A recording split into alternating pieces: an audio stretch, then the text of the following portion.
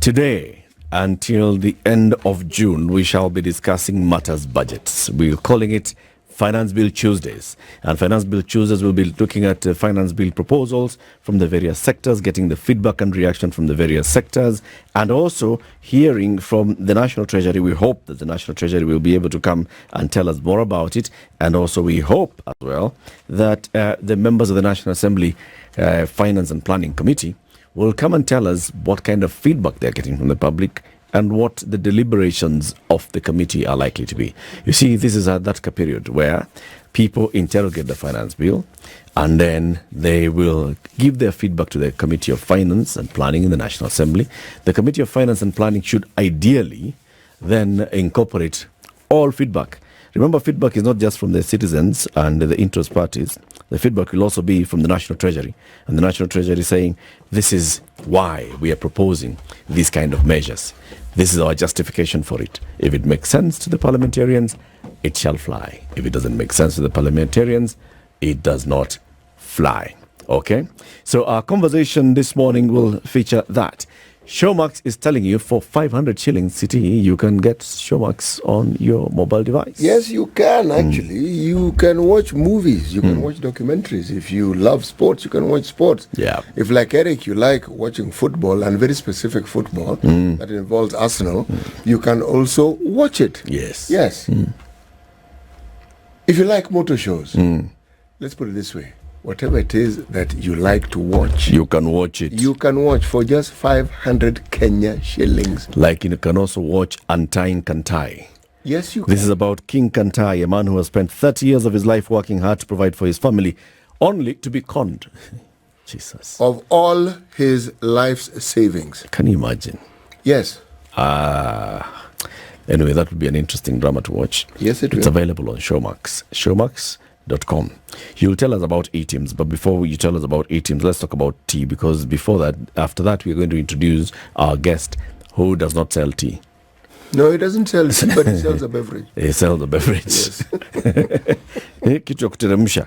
Yes. Okay, we're going to give him. And in case he imagines that I'm actually simply spinning a yarn. Yo.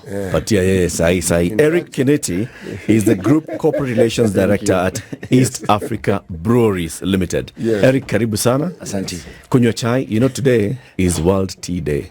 Oh, okay. Nice. Is there World Beer Day? I was going to ask that question. We had the World Whiskey Day on Saturday. Right. Now you tell us after the fact. Yeah, you didn't invite me earlier. Okay. As guys, for World Tea Day, we've given you tea. Yes. Now To say make it to again. we leave it to you to Leave it at that. So, Eric, karibu sana. Asante. You're here so that we talk about the finance bill. I'm sure you've interrogated it, you've looked at it as a player in the alcoholic beverages sector. We want to hear your feedback on it and what your thoughts are. But KRA and A-Teams are one and the same thing. Yeah, very much so. Very much so. It's like your arm and your leg. Bas. They're part of the same ecosystem. Yes, they both move. You even think they do say different things, but they actually don't. They work in concert. Yes. Yes. So if you dial *222#, you will get into the e-citizen platform. Yes, you will. And then find a suite of services. Yes. And suite number 4 is KRA. KRA. You click on suite number 4. You click on suite number 4. And then you are told to fill in certain details. And those details, key of those details, will be the PIN number of the entity you wish to invoice. Right. Yes. The impediment here may be you do not know what the PIN number is. So once you get the PIN number and you key it in, that's it. Yeah. That's it. You're done. You're compliant. And it's a requirement that's just coming in. Eric, I'm sure as EABL, because you deal with very, very many suppliers, you're all requiring all of them to now supply you with A-Teams invoices. Yes. Are they complying? They are complying. We had a big challenge with the farmers because, as you understand, farmers don't understand why this is required. But I must say, we've done a lot of sensitization to them, just explain to them what that means and why we need it, because for us to be able to recover some of the VAT, we need to have that. Yeah. And we are making some very good progress, and over 95% of the farmers are now compliant. Oh, very good. See? Simple. It means that EABL have a team that knows how to communicate information clearly and effectively. Yes. Yes, because it's the same for information. Like what we've just told you, does it not make sense? It makes sense. Precisely, which means they make even better sense, because by the time you have 95% compliance, that's huge. Yes. Many suppliers. Why don't you welcome him with the day's proverb? Yes, our proverbs for the whole of this week come from the Republic of Liberia.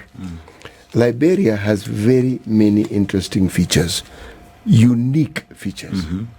The first country on this continent to get independence. 26th July, can you guess when? I heard you earlier say. Yes, I want to hear if you heard me correctly. Good. 1876. You, my man, are good. You just missed it by around 20 years. That was close. Once you get 18, you're okay. You're on the right path. You're fine. It's 1847. But if I move away from that, this is a country that is rich in diamonds, it's rich in timber, iron ore.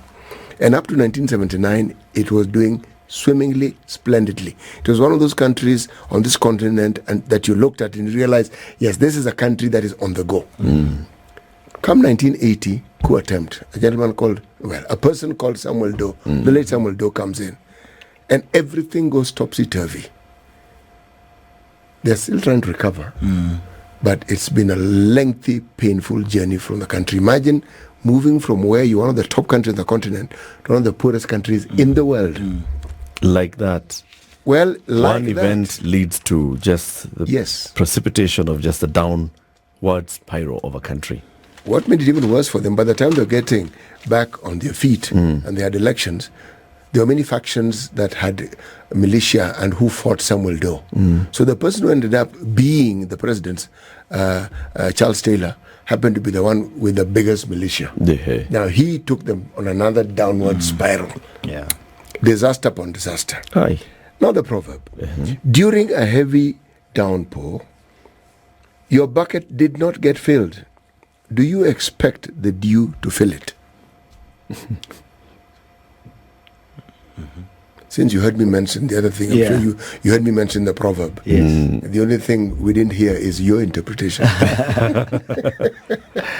I think, for my interpretation, I think you can only collect a lot of water through in rain, because the dew is quite small, and for you to fill a bucket with dew, it's a lot of work.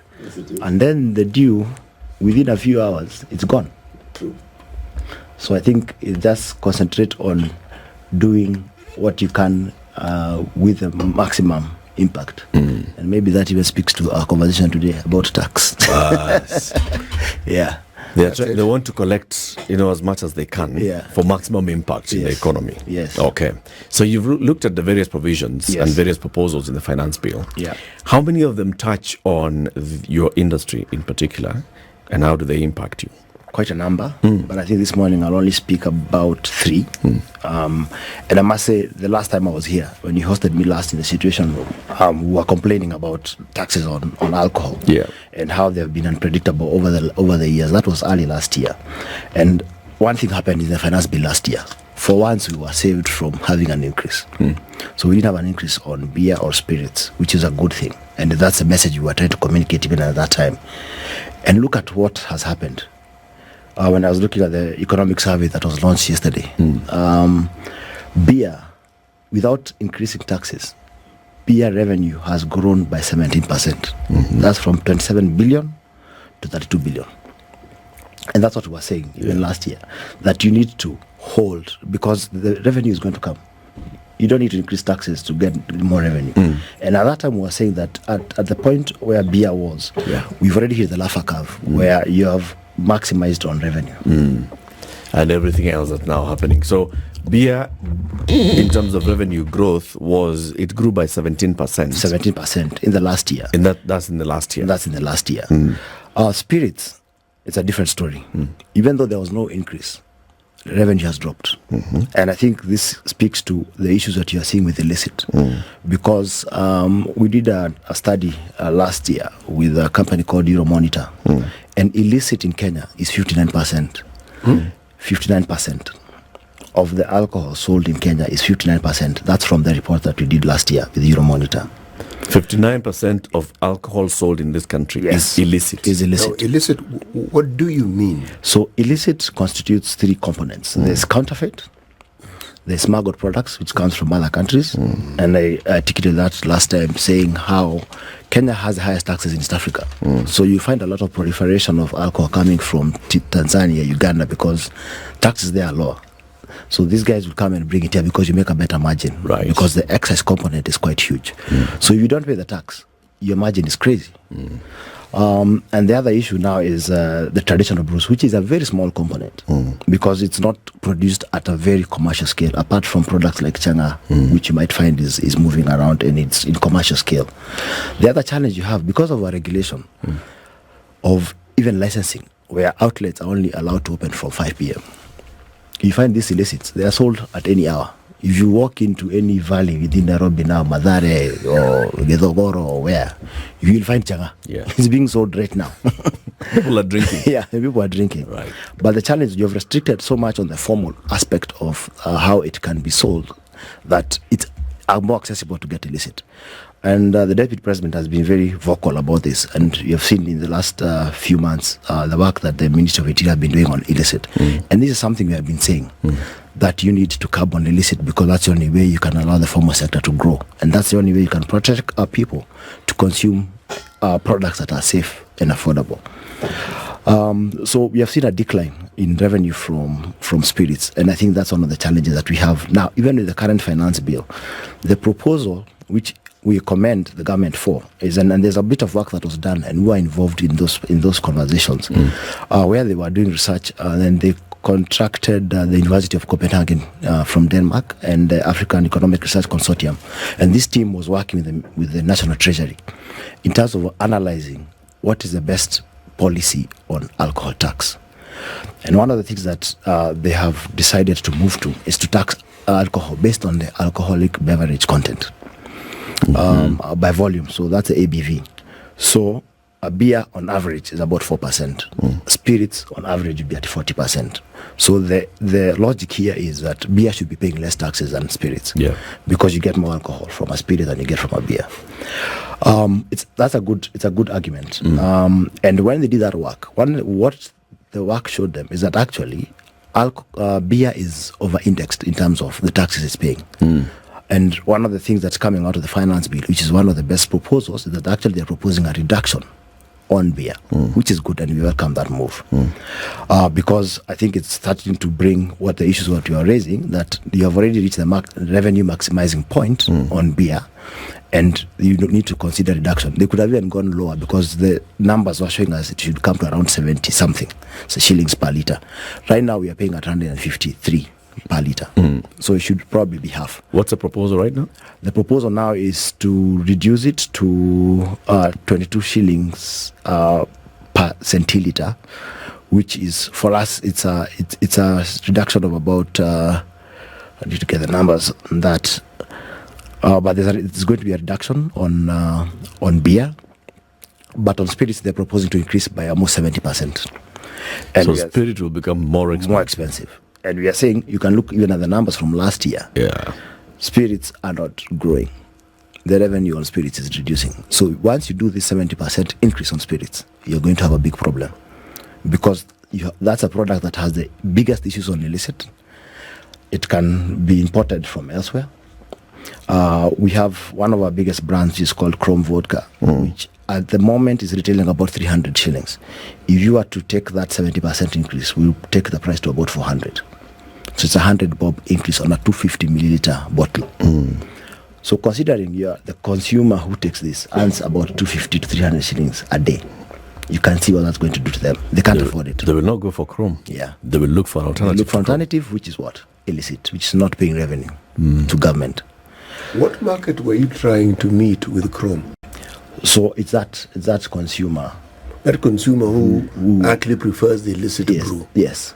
Illicit spirits. Yes.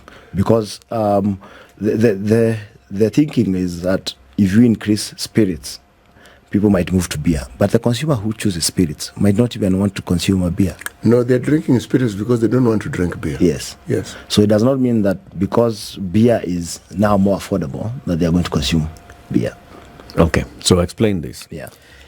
The National Treasury and some of you participate in this study. Yes. By the University from Copenhagen. Yes. And the study shows that this is what's happening in this sector. Yes. Then the proposal is, okay, let's promote the growth of beer. Yeah. Let's actually not increase beer. Let's just minimally increase taxes on beer. Yeah. But also the study has looked at the entire alcoholic beverage industry. Yes. It has seen what's happening to the spirits world. Yes. And it has seen the direct correlation between the spirits and the illicits. Yes.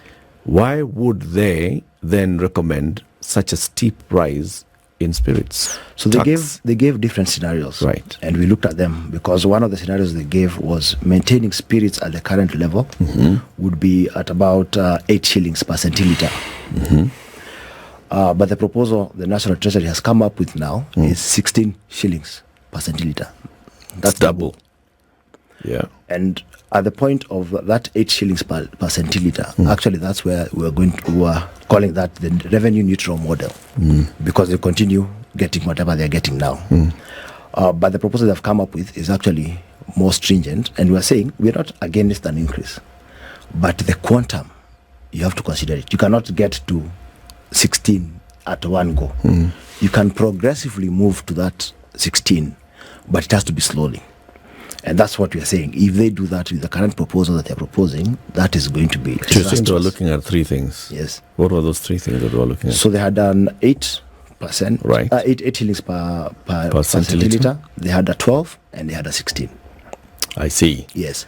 And one of the things we were saying, in a perfect economy, 16 can work. In a perfect economy. Yes. That's where you don't have illicit, which is very few countries that you can speak about that don't have illicit. But in the scenario where we are, and you look at comparatively where we are compared to our neighbors, Tanzania and Uganda, which we know, we have borders, but those borders, everything crosses across. Yeah. The product's going to come through. So you are actually going to make us manufacturers, local manufacturers, disadvantaged because we can't compete with some of these things that are going to come through from these other countries. Because the tax disparities are so big. Let me understand this. Yeah.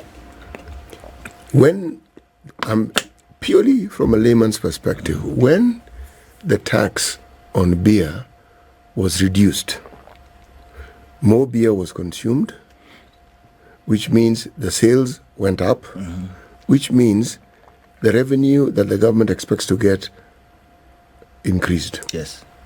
Why is it therefore then that this logic doesn't seem to apply when it comes to spirits?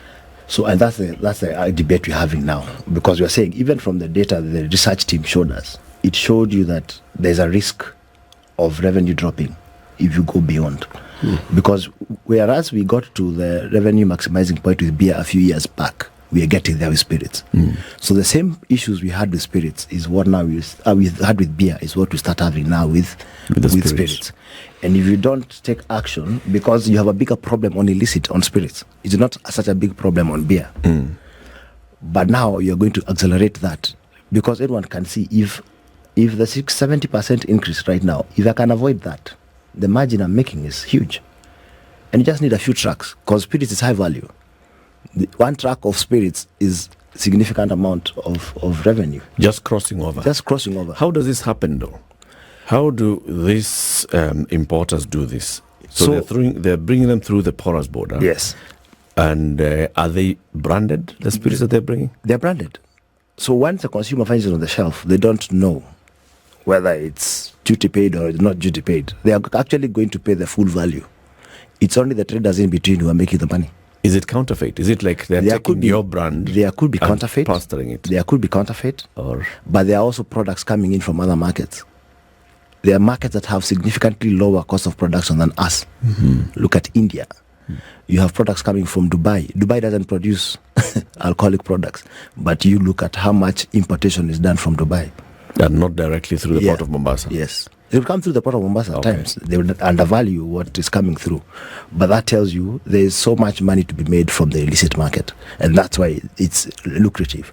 And this 70% increase is just going to make it even more lucrative for them. And then the government has to spend significant resources chasing these guys down. Yeah. We just spent 300 million shillings on a 1-month campaign on fighting illicits. Yep. Right? City? You know what I find interesting is, because I'm thinking about this, when you increase your taxes, you're just one stop away from banning it altogether. And in so doing, what you've actually done is you've expanded the illicit trade in this particular product. Yeah. Because there are those who want to consume it. It's something people want to consume. And if you put it outside their reach, then they will look for alternatives. Yeah. And in the pursuit of alternatives, you've created a completely different avenue of business which you do not tax. You do not tax, yeah. Yes. And so you actually end up losing money from it. Why I've chosen this line of thinking is this. It seems to me that logic will not only apply to alcoholic beverages, it'll apply to tax in general. If people feel comfortable with paying taxes, or the economy grows and there are more avenues to tax, then you raise more revenue. Yeah. If that shrinks and you tax the very same product that the individuals in the country have more, then you are likely to face a situation where they're going to start avoiding paying you those taxes. Yeah.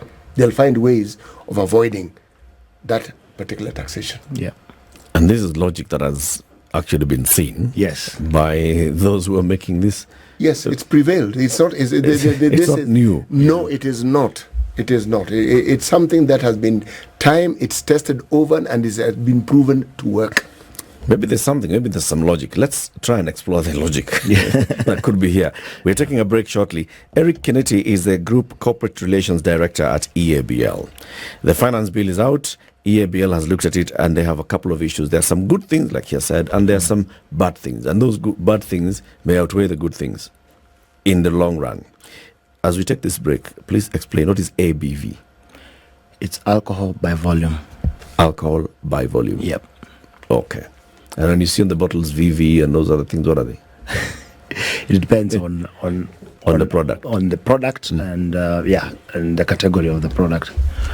So beer generally would be around 4 to 5% ABV. Okay. And spirits would be 40%. Majority of the spirits in Kenya are 40%, but there are some that are lower and some are higher.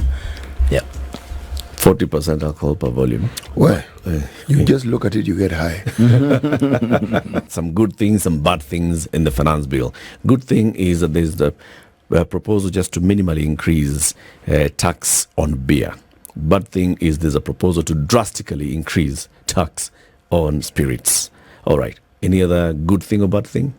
I think another good thing is that there's a proposal to introduce a tax remission on a spirit brand or a spirit product. What does that mean? We have a tax remission on a product called Senator at the moment, which is made from Senator Keg, which is made from locally sourced grains, which is specifically sorghum and millet. So the tax remission, we pay 20% of what the other beers pay. Okay. So there's a proposal to do that with spirits. We have not seen the regulations yet, but I think it's a progressive proposal. So with locally manufactured spirits? Yes, if you can use locally sourced spirits, then you should be able to get a tax remission. What does locally sourced mean? That you grow our roots from Nyandarua? That could be an option if you can get the spirit from that. But currently the main source of spirit in Kenya is from sugar. Okay. Yeah, so the biggest producer being ACFC, but we get it from molasses.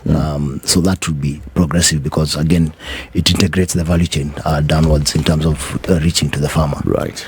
So, yeah, and like I was explaining earlier, we have seen the growth in the revenue for beer, which is over-indexing even the GDP growth, because GDP was reported at 5.6%. Yeah. So when you have revenue growing by 17%, that's the kind of gearing you want to see. The other challenge, and maybe this is the biggest issue actually with the finance bill, is a proposal and contained on Section 39 of the finance bill to delete Section 14 of the Excise Duty Act.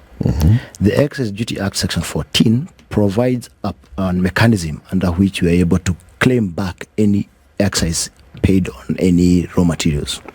So we currently pay excise on ethanol, glass, concentrates, and sugar.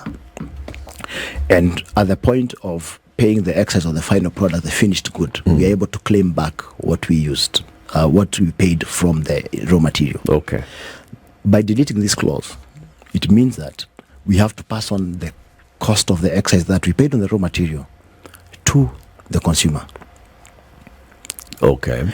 The challenge with that is that, for example, with ethanol, because now ethanol is also moving to an ABV calculation, ethanol comes at 96%. And the raw material, because now that's what you have to blend, dilute to lower it to about 40. Okay. So that means you are currently paying at 356 shillings per litre at the moment.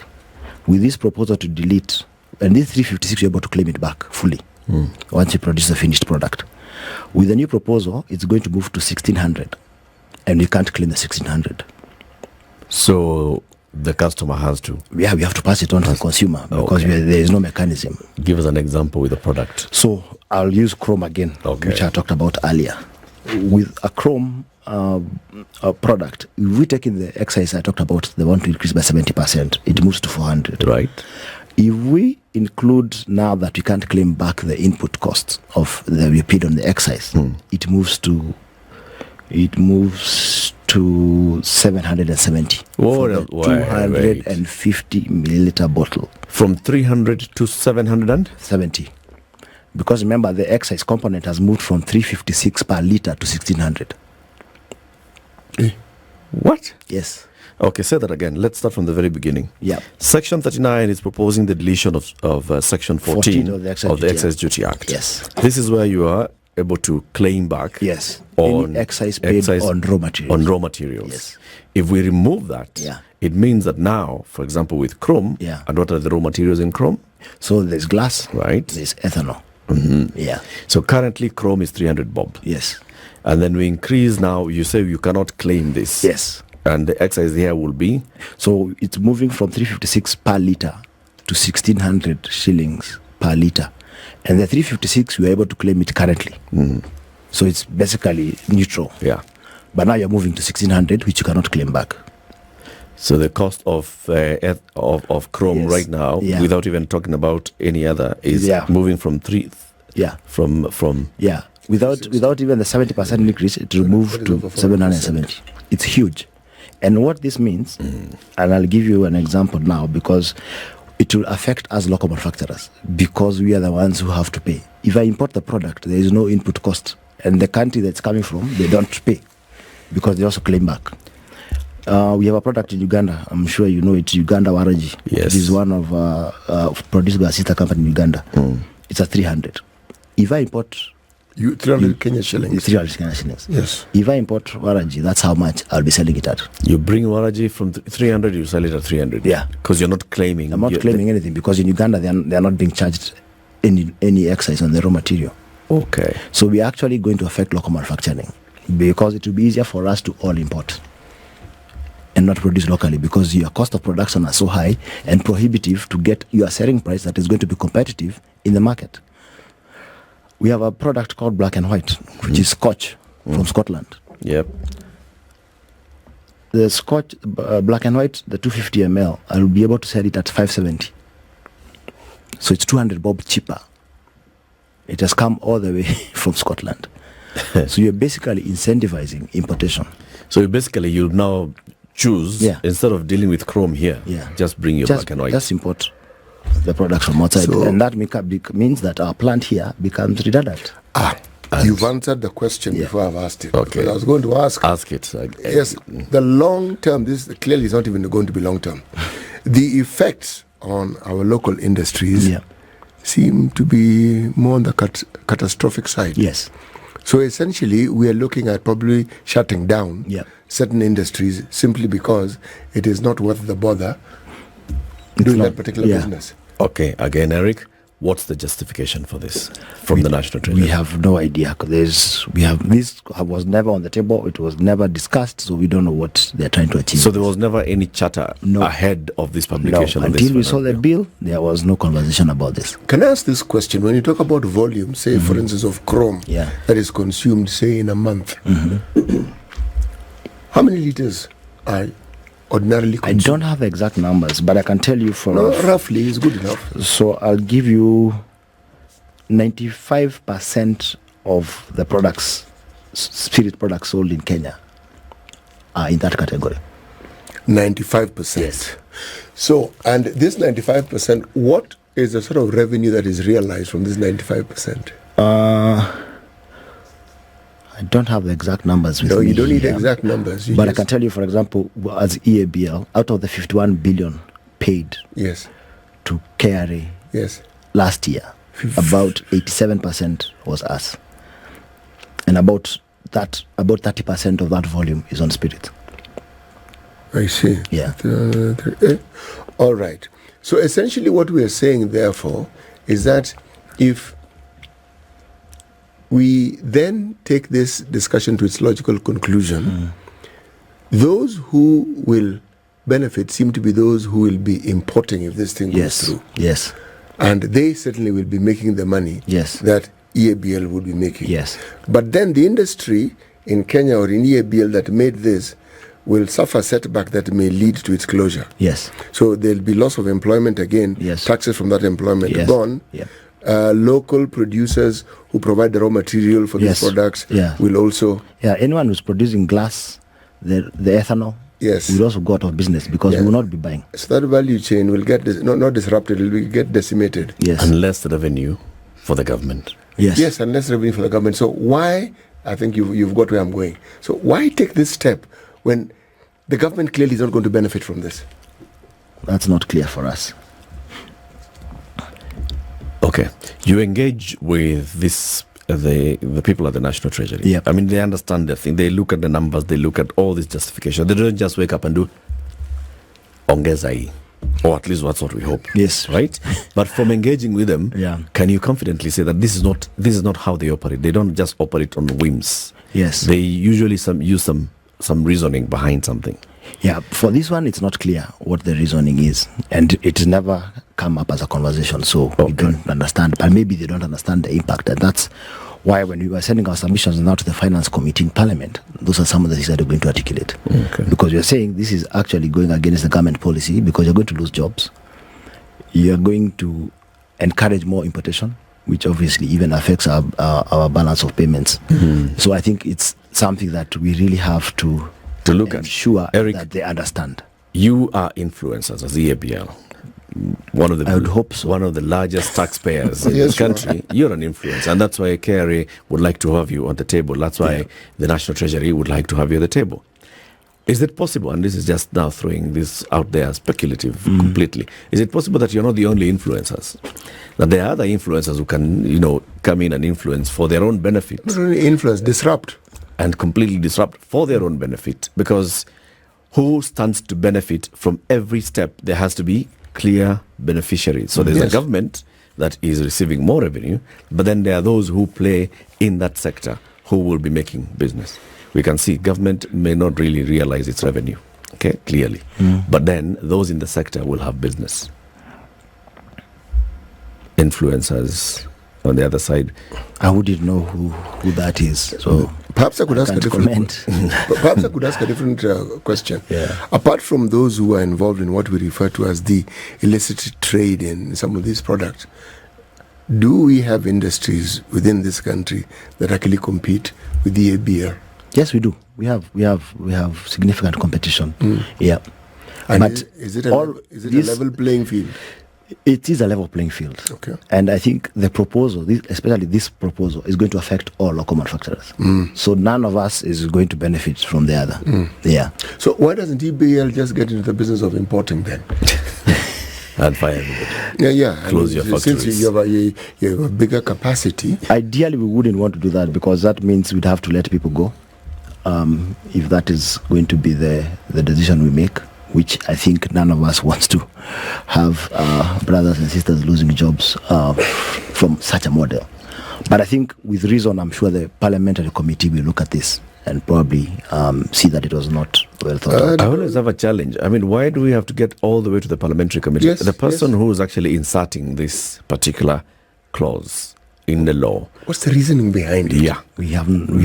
That I cannot answer. But that's I what we don't must know. question. It's a deep question. Yeah. Yes. Okay. So basically we're saying if this goes through the way it Yeah. is, so far the two issues that you've raised with Yeah. us, okay, the issue of claiming back the input excise Yeah. on the inputs and the other issue of the excise duty on per volume, Yeah. right? Chrome moves from 300 shillings Yeah. to 770 Yeah. bob. Yeah. This is more than double Yeah. the price. Hey. This becomes the target market, then cannot justifiably afford it. They can't afford it. So they move into other products. Yes. And those products that would be avoiding this kind of hefty taxation would be those that are sold chini, illicits, likely poisonous. Yeah. So this thing that we're dealing with as a government, we have decided we are going to deal with alcoholism as a problem in this country and fight illicit brew. We talk, but we are not doing. It's counterproductive. The proposal would be counterproductive to that initiative. Yeah. Must be some other good news, but in that finance bill. I'm certain there is. Please tell us something. Look for Anything else something that positive? is uplifting. No, because the other one is, okay, this one, so last year they introduced a proposal where we are required to pay excise within 24 hours Yes. of production. Yes. Of production, not of Yes. Not even sale. Not of sale. It could be in the warehouse, but you've already paid the duty. Which I tells got it the other way me- around. Yes, the same people who use that logic that we were just referring to a minute ago, simply the same people. So why? What is the logic behind this? So the logic at the time, from what was said, was that tax evasion is happening because you are holding on To stock. to the revenue. Because the previous system was we used to pay on the 20th day of the preceding month. Yes. So, for example, the sales that we made last month in April would account for them on 20th of this month, Yes. which gives us time to do the reconciliation. Because with a commodity like ours, it's quite complex in terms of logistics. So we have products that go out, then you find they are non-conforming. Maybe the label has fallen off or something has happened to the product, so you have to be recalled. So what happens is that you have to reconcile with, and KRA has to get involved and say, we sent X, but then Y came back, so we have to do the difference between X and Y, and that's what we are going to pay for one tax. Now with this 24-hour payment, we are paying for products that are not even left. Yeah. So you pay within 24 hours, which you have not received the revenue, because we have credit terms with our distributors. Some of these products are high value and expensive. The distributor cannot even afford to buy a truck of King George, for example. So you have to have an arrangement where he pays you within 45 days. Who is King George? King George is one of our premium whiskies. So, John Walker King George. So, what happens is, because of those arrangements, the distributors, we don't collect immediately. Right. Because you have to allow, because the working capital required is quite significant.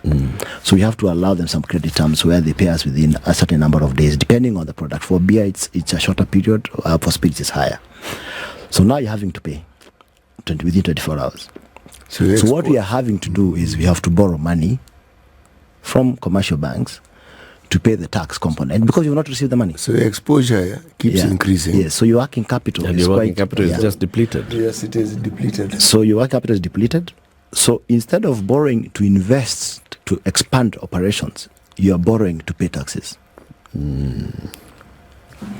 Okay, so that was last year's proposal. Yes. What is this year's proposal? So this year they have tried to solve the problem, but it's not going to help us either way, because they're saying they're reducing now from 24 or increasing from 24 hours to 5 days.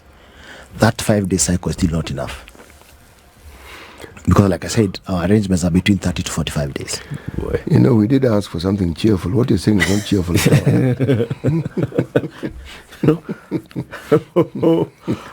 So the justification, even initially, was that we, as long as you've produced it, pay tax. So I think, So we remove this whole issue of manenos. We don't know so how they much tried is out it. there. They started this with the betting, Right. and betting is because you put a stake and immediately the revenue comes through. So that works. Because the revenue is coming through instantly. Yep. And you put a stake, you are putting there's money. money. You're putting money, and the tax is paid, and the betting company has collected the money, and they can transmit that money. But for commodities, it can't work. Because the time which it takes from the product to leave the manufacturer to the consumer and be consumed, because it could be on the shelf, but it's not been consumed. Yeah. So, and this tax excise is a tax paid by the consumer. So it has to come back to us for us to be able to collect it and remit it. So that's also a big impediment to our business. So it has increased our costs. Our finance costs have gone up significantly. And I think you might have seen when we're reporting our half-year results, one of the biggest issues is that. And it doesn't happen anywhere else in the world. It's only unique here. So that's the other thing that we want to bring us as an issue, that it needs to revert to what it was before, because that's the only way we can be able to invest to grow our business and create more jobs. What was it before, just to be clear? So it was, you pay on the 20th of the preceding month. Okay. Yeah. Okay. Yeah. In that year, you've had conversations again with the National Treasury. Yes. You have shown them the numbers, you've shown them your books, you've shown them, I mean, look at these banks. In fact, this bank has said, we are not even lending you anymore. We don't see hata sisi hatuna pesa. What did they say? What was the feedback? You're now showing them vitu kwa ground. The feedback, that when we do these proposals, you never get a response the way it's not a conversation. You just get, so you get a blank stare. We've had you. We look into it. Are you telling me that when it comes to these matters, you guys don't have this public participation approach to these things, where you are the public and you're being asked to participate in this process? After all, we do, and Treasury doesn't produce alcohol. No, they don't actually. Their experience is in trying to come up with the legislation that ensures that they can collect money. Yeah. But an honest conversation with the person who actually produces whatever it is that you're saying, that gives us this money, don't you think it's important that you actually have Ideally, that should be the case. And like I explained even in my last visit here, about 50% of our revenue goes to government. And what we say is, because we are all joined at the hip, if we lose money, they lose money. Yeah. We should have a more strategic conversation and say, where do you want the tax policy to go? How much money do you expect to grow from this industry? And we can show you how, because we are the ones who are in the industry. You can even tell them how they can make more money. Yes. We contribute 87% of the excise from alcohol. So we are a significant player. No, you're very significant, actually. So we say, when we have data, we have consumer research, we know the trends. We can tell you where to fish. Yes, because you know exactly where the fish is. Yeah. So what we're dealing with here is something that seems to defy this logic. Because something has been proposed, and one can't seem to understand how it is it's going to help the government, to put it simply. Or how it is that it's going to help the economy. Let me put it better, the economy. Yeah. Because if you have a proposal that seems to help bring about growth, then definitely you'll make more money. Yes. Yes. And for us, I think because of how integrated we are into the ecosystem, we have 47,000 farmers in Kenya alone. This is going to transcend to money getting to the pocket of the mwananchi. Because if we are able to grow the volume, you will, first of all, deal with the issue of illicit, because we need to reduce that 59% illicit I talk about. If you can reduce that to 30-20, that will be huge growth for government in terms of revenue. But more importantly is that the value chain benefits that go across, because you have all these farmers, they'll have to sell more to us. Yeah. In the last 10 years, we have lost about 30% of the beer volume. So that tells you we are probably not buying 30% of the crop that we'll be buying, because the volume has gone down. Obviously. Over 10 years. Over 10 years, from 2012. That's a huge drop. Yes. And so we're saying the value chain benefits, because we have distributors, we have transporters. All these people benefit from this ecosystem. Yeah. All these people pay taxes. So whereas I am only giving you the number of excise, you can imagine how much is going on from a VAT perspective, pay as you earn. So the multiplier effect of the industry is quite significant. And that's the conversation I think we should be having. There's something else that we know. We've been, hearing those in industry and even experts talk about, that every year, so we don't seem to have a stable tax policy. that our tax policy is cyclical with the budget. So it's a budget policy plus tax policy combined. So as an investor, you come in and you're putting in a plant for manufacturing of alcoholic beverages. You don't know what you're going to be facing with next year. Yeah. And this has an impact on business, on the confidence of any investor in this sector. Yes. Why do you think this is so? I mean, I'm sure conversations about having a harmonious tax policy have taken place for many years. Yeah. I am sure about it. Yeah. Why does it never come to pass? I think we start from a point of we want to grow revenue, but we don't look at what is the best way to do it. And the point you bring out is quite a strong point, because if you look at our neighboring countries, and I always talk about a country like Tanzania, Tanzania tax policy takes 5 years to change. So you have stability over 5 years and you know what's going to happen. Investment in our sector is quite steep. As in, to put up a brewery, you are talking about something not less than $100 million. If I'm going to put in $100 million, that's about 13 billion. I need to know how quickly will I be able to recover that money. Because if I'm taking a loan to finance that, I need to know how quickly it can recover. Yeah. Until last year, we've been having tax increases every year. It's only last year that we got a breather. And what has happened is that with those increases, then they are all over the place. There's 5%, there's 10%. There's a year we had 2 increases in 1 year. So if I try to put a business case to put a new brewery in Kenya, you'll be asked, okay, show me the numbers. What's the business case? Yep. And if I show the trends for the last 10 years, the graph is up and down. So no one wants to invest in such a situation, because you are not certain that you recover the money in the period that you expected to get the money.